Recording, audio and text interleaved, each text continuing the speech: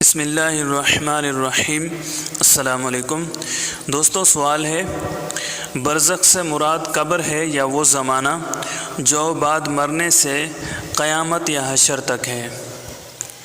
جواب ہے نہ قبر نہ وہ زمانہ بلکہ وہ مقامات جن میں ارواح بعد موت حشر تک حسب مراتب رہتی ہیں۔ سوال ہے وہ کون سا وقت ہے جب ہر شخص پر اسلام کی حقانیت واضح ہو جاتی ہے؟ جواب ہے جب زندگی کا وقت پورا ہو جاتا ہے، اس وقت حضرت عزرائیل علیہ السلام قبض روح کے لیے آتے ہیں اور اس شخص کے دائیں بائیں جہاں تک نگاہ کام کرتی ہے فرشتے دکھائی دیتے ہیں۔ مسلمان کے آس پاس رحمت کے فرشتے دکھائی دیتے ہیں اور کافر کے دائیں بائیں عذاب کے۔ اس وقت ہر شخص پر اسلام کی حقانیت آفتاب سے زیادہ روشن ہو جاتی ہے، مگر اس وقت کا ایمان معتبر نہیں۔ سوال ہے نزا کے وقت ایمان لانا کیوں فائدہ مند نہیں؟ جواب ہے کیونکہ حکم ایمان بالغیب کا ہے، اب غیب نہ رہا بلکہ یہ چیزیں مشاہدے میں آ گئیں۔ سوال ہے دفن کے بعد مردے کے ساتھ کیا معاملات پیش آتے ہیں؟ جواب ہے جب دفن کرنے والے دفن کر کے وہاں سے چلے جاتے ہیں، مردہ ان کے جوتوں کی آواز سنتا ہے۔ اس وقت اس کے پاس دو فرشتے اپنے دانتوں سے زمین چیرتے ہوئے آتے ہیں۔ ان کی شکلیں نہایت ڈراؤنی اور ہیبت ناک ہوتی ہیں۔ ان کے بدن کا رنگ سیاہ اور آنکھیں نیلی اور دیگ کے برابر اور شعلہ زن ہوتی ہیں، اور ان کے ہیبت ناک بال سر سے پاؤں تک اور ان کے دانت گائے کے سینگ کے برابر۔ ان میں ایک کو منکر اور دوسرے کو نکیر کہتے ہیں۔ مردے کو جھنجھوڑتے اور جھڑک کر اٹھاتے اور نہایت سختی کے ساتھ کرخت آواز میں سوال کرتے ہیں۔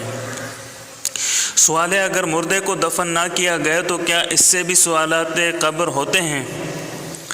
جواب ہے مردہ اگر قبر میں دفن نہ کیا جائے تو جہاں پڑا رہ گیا یا پھینک دیا گیا غرض کہیں ہو، اس سے وہیں سوالات ہوں گے اور وہیں ثواب یا عذاب اسے پہنچے گا، یہاں تک کہ جسے شیر کھا گیا تو شیر کے پیٹ میں سوالات ہوں گے اور ثواب و عذاب جو کچھ ہو پہنچے گا۔ سوال ہے عذاب صرف روح پر ہوتا ہے یا جسم پر بھی ہوتا ہے؟ جواب ہے روح و جسم دونوں پر ہوتا ہے، یوں ہی ثواب بھی دونوں پر ہوتا ہے۔ سوال ہے مرنے کے بعد اچھے اور برے اعمال راحت اور اذیت کا ذریعہ کیسے بنتے ہیں؟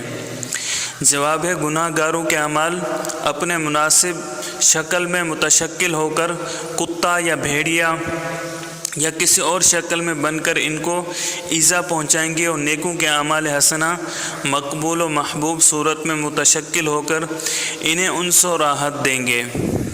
سوال ہے کیا مردہ کلام بھی کرتا ہے؟ جواب ہے جی ہاں، مردہ کلام بھی کرتا ہے اور اس کے کلام کو عام انسانوں اور جنات کے علاوہ تمام حیوانات وغیرہ سنتے ہیں۔ سوال ہے قبر کا حساب کب سے شروع ہوا؟ جواب ہے حساب قبر حضور صلی اللہ علیہ وسلم کے زمانے سے شروع ہوا، پچھلی امتوں میں نہ تھا، نہ ان سے اپنے نبی کی پہچان کرائی جاتی تھی۔